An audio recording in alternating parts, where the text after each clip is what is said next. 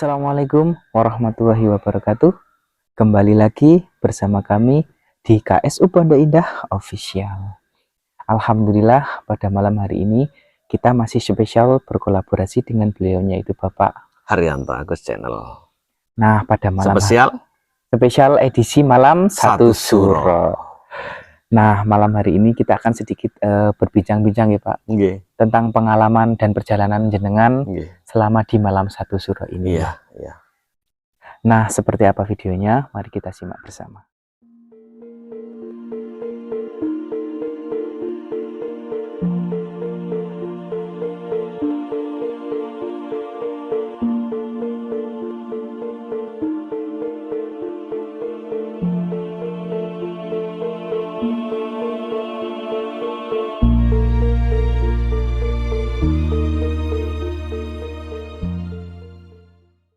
Jenengan beberapa tahun ini kan selalu istiqomah di setiap malam Satu Suro di rumah. Iya, betul. Dan kemudian apa sih yang jenengan rasakan atau jenengan inginkan di malam Satu Suro ini, dan juga seperti apa sih untuk pesan-pesan ke teman-teman atau pemirsa semuanya di malam Satu Suro ini? Karena kan jenengan selama bertahun-tahun ini kan nggak pernah di rumah. Iya, betul. Keluar terus Pak. Betul. Setiap malam Satu Suro saya nggak pernah di rumah. Nah, itu bagaimana sih ceritanya? Oke. Pemirsa, saya mohon maaf sambil merokok ya. Nggak apa-apa. Merokok. Saya juga mau minum dulu Pak. Iya, mungkin bisa diminum dulu. Bismillah. Karena ini kita nuansanya itu nyantai Pak. Iya, betul. Kita sharing bareng. Kita bertukar pengalaman di setiap hikmah-hikmah atau perjalanan di malam Satu Suro gitu. Oke Mas Anwar, pemirsa, saya memang baru beberapa tahun ini saja saya fokus istiqomah itu Mas. Istiqomah, saya berdiam diri di rumah setiap malam Satu Suro. Kalau dulu itu saya itu memang nggak pernah di rumah Mas. Kemana Pak? Saya sampai ke Alas Purwo. Di malam Satu Suro itu? Iya, malam Satu Suro itu saya di Alas Purwo, saya di Jakarta, saya ke Klaten, saya ke Yogyakarta, keliling. Kalau Jawa Timur ya hampir terus gitu keliling, ke Bromo, Bukit Tengger, itu saya keliling. Dan selama saya keliling untuk di setiap malam Satu Suro itu, saya jujur, saya tidak pernah melakukan hal-hal yang aneh-aneh, itu tidak pernah. Intinya saya istiqomah di tempat-tempat itu, saya berzikir sama Allah, meminta ampun sama Allah, minta maaf sama Allah. Saya istighfar, saya berdoa hal-hal yang baik. Dan yang selalu saya lakukan adalah bertawasul, dan tidak cukup hanya mendoakan untuk diri saya sendiri Mas. Iya, saya bertawasul itu bukan hanya kepada beliau-beliaunya yang sudah meninggal saja, bahkan kepada keluarga saya yang masih ada, kepada saudara teman-teman saya, saudara-saudara saya, tempat kerja saya, pimpinan-pimpinan saya, selalu saya kirimi doa di semuanya Pak ya? Iya, gitu Mas. Jadi silaturahim saya lewat doa itu tidak hanya kepada orang yang meninggal saja, tapi kepada yang orang hidup juga itu. Iya, betul gitu. Padahal kalau dipikir secara nalar, saya di rumah aja bisa. Tapi nggak tahu, karena panggilan hati gitu Mas, saya harus melangkah gitu. Nah, kalau yang hal-hal yang paling saya rasakan paling aneh itu saya di Alas Purwo Mas. Apa yang dirasakan Pak? Jadi di saat saya berzikir menghadap ke laut bersama rekan-rekan itu, sekitar tahun berapa ya Mas? Itu 97, 98 lah. Nah, itu saya baru umur berapa tahun itu Pak?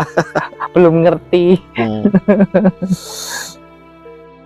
Saya sekitar tahun 97-98 itu saya sudah di Alas Purwo. Di saat saya berzikir bersama rekan-rekan, ya memang kita banyak mengamalkan Asmaul Husna kala itu ya. Saya menghadap ke laut itu bersama rekan-rekan, ternyata apa yang terjadi? Di jajaran saya berdoa menghadap ke laut itu, mengapunten kalau dalam bahasanya segoro kidul ya, gelombangnya yang sangat besar itu, di depan saya itu, demi Allah, gelombang itu nggak ada sama sekali. Padahal itu sangat besar gelombangnya. Sangat besar, tapi di antara sisi kanan dan kiri itu gelombang ada. Itu keanehan yang saya alami di malam satu suro di saat saya di Alas Purwo. Jadi itu jenengan atau bersama teman-teman? Bersama teman-teman. Bersama teman-teman. Dan teman-teman juga mengalami hal yang sama? Betul, sama. Kita melihat semuanya gitu. Karena zikir kita bersama-sama di situ. Dan juga sama juga Pak? Iya, sama. Nah, selain itu kita itu namanya berdoa. Kadang-kadang kebanyakan orang itu membawa sebotol air mineral ya. Iya, seperti kita ini ya. Iya. Sebotol air mineral ditaruh di tengah-tengah itu banyak sekali. Tiba-tiba di tengah kita berzikir bersama teman-teman itu, air yang di botol itu bertabrakan, Mas. Das, das, das gitu. Kaget bener, kita semuanya kaget. Padahal kita ini anak konsentrasi itu. Konsentrasi kita berpikir sama Allah, ya Allah, memohon ampunan, kita meratapi atas kesalahan dan dosa-dosa kita. Tiba-tiba air itu bergetar dan bertabrakan itu. Itu di Alas Purwo, kira-kira tahun 97-98. Saya udah lupa itu tahunnya. Itu yang saya alami di saat saya di Alas Purwo gitu. Dan yang paling kurang bisa konsentrasi itu saat saya di Tengger. Di Bromo itu Pak? Iya, karena dingin banget, saya nggak kuat. Saya nggak kuat itu. Saat saya di Tengger, saya nggak kuat di Gunung Bromo itu. Kalau di Jakarta, sama juga. Kita karena dengan keramaian kota Jakarta. Betul. Ya sebetulnya kalau bahasa orang Jawa sih jigawi loro gawe gitu. Di sana kita ada kegiatan bersama rekan-rekan. Di saat itu bertepatan dengan malam satu suro. Gitu. Kalau saya di Klaten, tepatnya saya di depan Candi Kalasan. Candi Kalasan Klaten. Itu di situ kita melakukan zikir bersama di pelataran candi karena tempatnya hening kala itu. Di saat kita lewat dan tanah di depan Candi Kalasan itu kebetulan milik teman kita. Itu jadi disitulah kita melakukan tawasul, kita berdoa kepada Allah, tepatnya di malam satu suro itu di depan Candi Kalasan, itu di Klaten. Itu. Jadi kalau jenengan mau ke Jogja itu auranya, daerahnya hampir persis dengan daerah sini. Daerah Jawa sini. Iya, mistisnya kuat sekali. Sana di Jogja itu, bener saya ngalami betul itu di Jogja. Jadi di malam satu suro itu, saya selalu kemana-mana Mas. Karena mungkin berkesinambungan Pak nih. Betul. Antara daerah dari Jawa Timur, Jawa Tengah, Jawa Barat juga mungkin berkesinambungan gitu Pak. Betul sekali Mas, semuanya itu berkesinambungan tapi membawa aura masing-masing. Seperti itu Mas. Nah seperti itu tadi jawaban dari beliau tentang pertanyaan kita tadi, yang kemana saja sih beliau selama kurang lebih beberapa tahun ke belakang ya Pak. Iya betul Mas. Dan kemudian Pak, apa sih hasil yang jenengan dapatkan dari malam satu suro ini, dan juga yang jenengan rasakan juga hikmah dari jenengan berzikir, bertawasul di malam satu suro ini? Memang banyak orang yang mengatakan bahwa malam satu suro itu adalah hari yang sakral, hari-hari yang lain daripada yang lain, seperti itu ya. Kadang juga kan dikaitkan dengan lebih ke mistik ya Pak? Iya betul, lebih ke mistisnya gitu, dengan aura-aura yang angker gitu. Jadi kalau kita sendiri di tempat ini, kalau kita nggak terbiasa ke sini ya memang auranya beda. Betul gitu. sekali. Karena kita sering sini, jadi ya sudah biasa aja, dan alhamdulillah kita tadi sudah berziarah ya Mas ya. Itu yang utama. Dan kita pun pamit. Kita di sini pamit sama beliaunya yang menjaga tempat ini. Alhamdulillah kita diterima dengan baik dan dipersilahkan gitu. Selagi kita sopan. Betul. Dari apa yang saya dapatkan dari hikmah perjalanan saya di setiap malam satu suro itu, saya banyak mengalami perubahan-perubahan terhadap diri saya. Saya bukan orang baik, jujur saya bukan orang baik, tapi saya ingin belajar baik. Sekali lagi saya ingin belajar baik. Disitulah saya menemukan yang awalnya saya harus berzikir dari apa yang guru saya ajarkan kepada saya, berzikir A, B, C, D, F dan segala macam. Dengan tali puasa saya harus menyiapkan segala macam, tapi semuanya itu akan tersingkirkan dengan satu kalimat, la ilaha illallah. Betul Mas. Jadi amalan-amalan yang selalu saya amalkan itu, saya istiqomahkan dari bertahun-tahun itu, semuanya nanti puncaknya hanya satu, La ilaha illallah. Kita pasrahkan, kita kembali kepada yang Khalik. Nggih, memang betul seperti nggih. itu. Tapi dari semua itu saya pun tidak pernah meminta kepada guru saya, Abah Yai, sebenarnya amalan ini untuk apa sih gitu. Saya nggak pernah bertanya seperti itu. Apa yang diajarkan itu kita lakukan. Kita gitu, lakukan Pak. gitu. Karena selama itu baik, insya Allah murid-murid pun akan melakukan, akan menjalankan. Nah, ternyata dari amalan apa yang selalu saya amalkan, khususnya kita harus berpuasa di malam 1 Syuro dan menjalankan kita memahari ya, kita puasa ya atau segala macam di malam 1 Syuro itu, hikmah itu ternyata akan muncul di kemudian hari, Mas. Gitu. Kita akan tahu ternyata yang diajarkan guru saya dulu itu untuk ini toh. Untuk berarti itu bukan toh. langsung untuk hari ini tapi akan ke hari yang kedepannya gitu. Istiqomah itu seperti orang menabung loh, Mas. Nggih, betul. Istiqomah itu seperti orang menabung. Jadi nggak ada namanya kita baca saat ini ya kecuali memang Allah ridho ya. Kita kembalinya kepada Allah ya, kita nggak ngerti gitu. Betul. Jadi seperti orang menabung 100, 200, 300 menjadi 1000, 1000 menjadi 2000. Sedikit-sedikit nggih, lama-lama jadi bukit. Iya, sama kita mengamalkan amalan-amalan dari guru-guru kita itu ya seperti itu. Awalnya kita baca 3 kali, 7 kali, 11 kali, 41 kali. Lama-lama kan sudah terbiasa. Iya, akhirnya terbiasa. Awalnya kita mengamalkan nggak pakai puasa, akhirnya kita mahari, kita beli dengan puasa.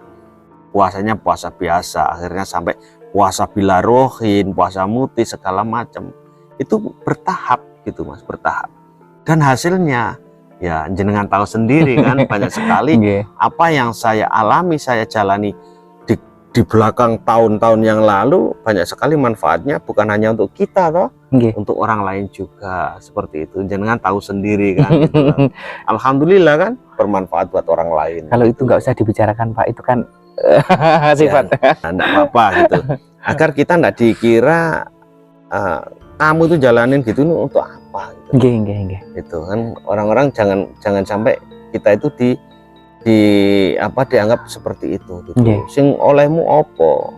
Selama iki kamu nglakoni ngono iku dadi opo? Oleh opo? Nggih. Tidak seperti itu gitu. Alhamdulillah bermanfaat buat orang lain, gitu aja.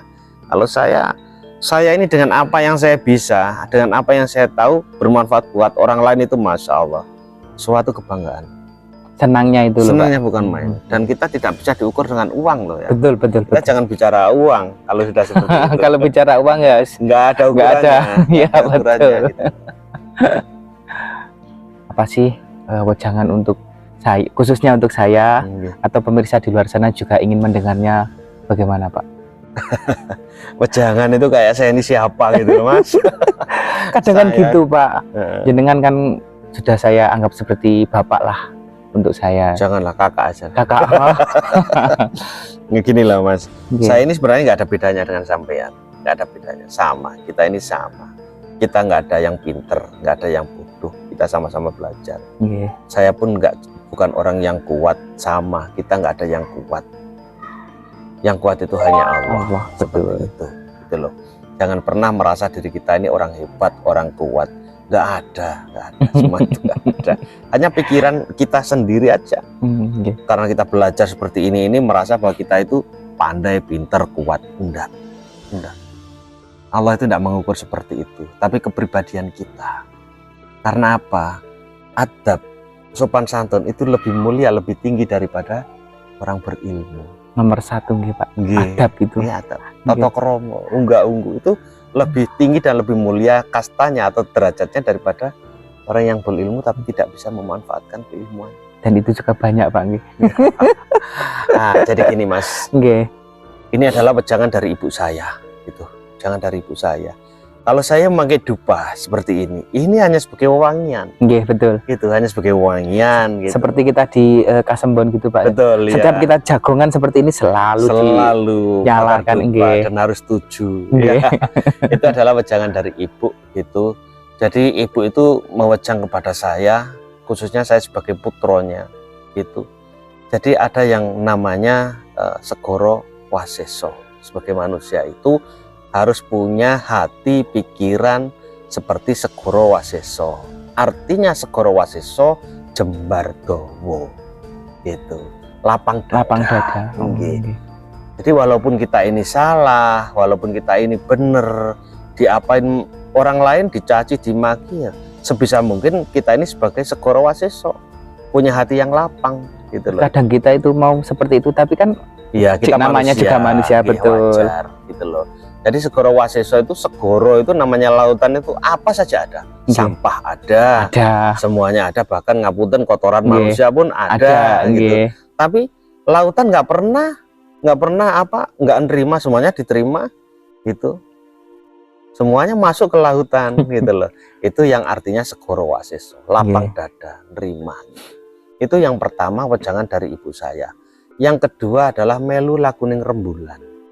Gitu. Mengalir saja seperti rembulan itu bercahaya kan. Rembulan nggak bersinar loh, cahaya.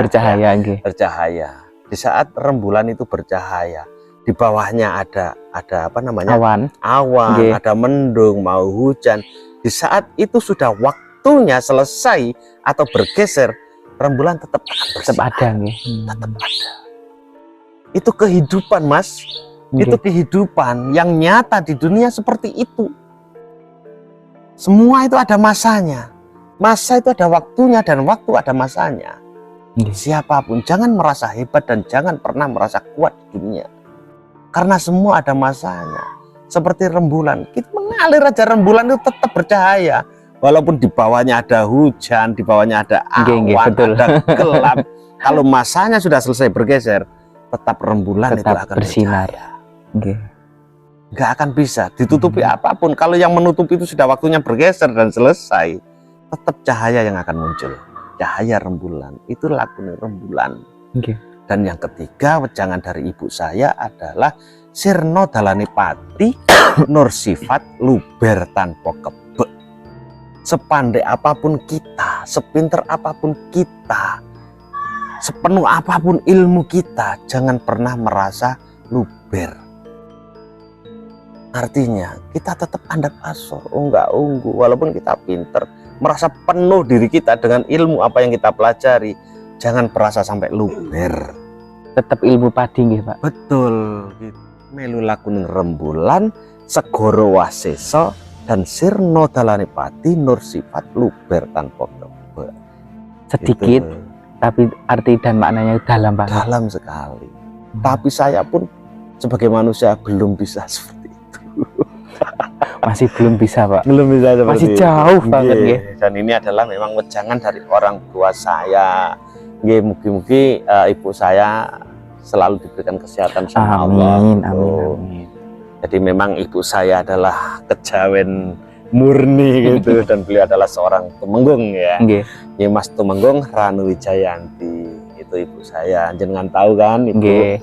Itulah memang wejangan-wejangan yang diberikan kepada saya, Mas Anwar. Kembali lagi semuanya kembali kepada manusianya, kepada diri kita, bahwa tidak ada yang bisa membuat kita ini pinter, yang bisa membuat kita ini bangga segala macam, kecuali kepada diri kita sendiri, kembali kepada diri kita masing-masing. Jadi segala sesuatu yang diniatkan dengan baik pasti akan menjadi baik. Tapi nyun sewu, kalau dengan segala sesuatu, perbuatan, perkataan, apapun, kalau diniati dengan niat yang sudah tidak baik, innalillahi wa inna ilaihi rajiun, ya akan kembali kepada dirinya sendiri. Betul sekali, Pak Niku. Gitu loh. Makanya dari almarhum guru saya, Abah Yai Mokhlis Sitikon, banyak-banyaklah berdoa atau mendoakan orang lain. Jangan senang mendoakan dirinya sendiri. Karena apa? Di saat kita berdoa untuk diri kita sendiri, ternyata nggak dikabulkan sama Allah, apa? Kecewa toh? Kecewa. Tapi kalau kita sering bertawasul, kita sering mendoakan orang lain, pasti mendapatkan fadilah dari apa yang kita lakukan. Betul kan? Betul. Jadi seperti itu, Mas Anwar. Kembali lagi di malam satu suro ini, itulah dari kisah perjalanan saya, apa yang saya dapatkan. Intinya saya banyak berubah gitu. Jadi jenengan yang pernah saya kasih tahu itu, saya itu kalau moco itu tanpa buku loh, Mas. Dan kalau saya belajar tanpa guru. Artinya kita belajar dari pengalaman. Apa yang setiap hari kita bicarakan, apa yang setiap hari kita lihat, dan apa yang setiap hari kita dengar. Itulah menjadi guru yang sejati. Itu. Dan itu berulang-ulang kali jenengan katakan ke saya nggih. Seperti itu. Ya, namanya ilmu yang tersirat dan tersurat. Semuanya akan kita pelajari dari perjalanan hidup manusia. Seperti itu Mas Anwar. Nah Pak, terima kasih nggih. Ya, jangan beliau itu sedikit tapi benar-benar mengena gitu loh. Tapi ini wejangan dari ibu saya loh ya. Nggih. Semoga saja apa yang jenengan dan saya sampaikan hari ini tuh berguna dan bermanfaat. Amin. Amin. Nggih, sekali lagi saya mohon maaf Mas. Saya bukan orang baik, tapi saya banyak belajar dari kesalahan yang pernah saya lakukan agar saya bisa menjadi lebih baik. Itu saja. Itu juga berlaku untuk saya loh Pak. Sama, sebenarnya semua manusia seperti itu. Jadi kita harus melangkahkan kaki atas dasar manunggaling rasa sejatining rogo gitu. Jadi rasa hati dan rasa pikiran itu kalau tidak bersatu pasti kakinya akan tersandung. Siapapun itu, siapapun itu. Jadi itu kita belajar dari sini, kita belajar dari apa yang sudah pernah kita lakukan, bahwa kita harus benar-benar menyatukan rasa hati, rasa pikiran untuk kita raga ini agar bisa berjalan dengan benar. Kalau memang tidak dari hati itu nggak akan nggak akan terjadi atau nggak akan berat gitu. Makanya itu kalau jenengan bisa tahu bahwa rencananya Allah itu tidak akan pernah gagal. Dan tidak ada orang yang tahu dan pasti terjadi. Kadang seperti kita mau ke tempat ini digagalkan, kemudian disuruh datang lagi ke lain waktu. Karena mungkin pada saat itu kan ada apa kan kita nggak tahu. Gitu loh.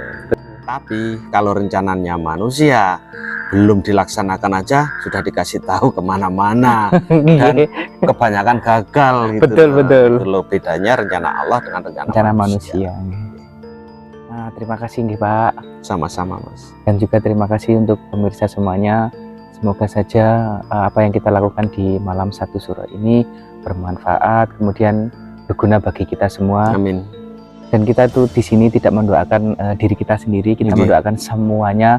Semoga saja diberikan kesehatan, umur panjang, rezeki yang lancar, dijauhkan dari segala mara bahaya juga, dan dijauhkan dari orang-orang yang ingin menyakiti kita dan didekatkan kepada orang-orang yang menyayangi kita. Amin. Pak. Amin. Mas. Nah, terus ikuti perjalanan kita masih di KSU Pondok Indah Official. Assalamualaikum warahmatullahi wabarakatuh.